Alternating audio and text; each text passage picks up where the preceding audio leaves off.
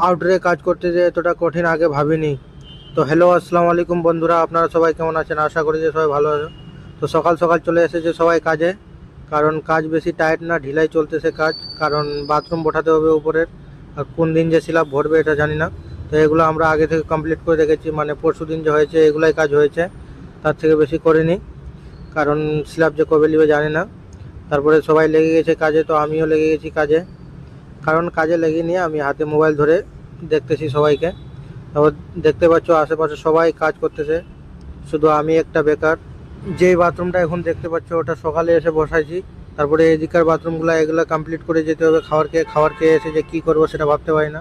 আর এইদিকে মামারা দাদারা সবাই কাজ করতেছে, কারণ আমাদের এখন হয়ে গেল খাবার টাইম। তো যাচ্ছি এখন খাইতে। তো খেয়ে দিয়ে এসে আমাদেরকে শিকাঞ্জা মারতে লাগবে, কারণ সিলাপ ভরবে তাই। তো দেখা হবে নেক্সট ভিডিওতে। ততক্ষণে আমার পেজটাকে ফলো করে নাও, যদি ইউটিউবে দেখো তো সাবস্ক্রাইব।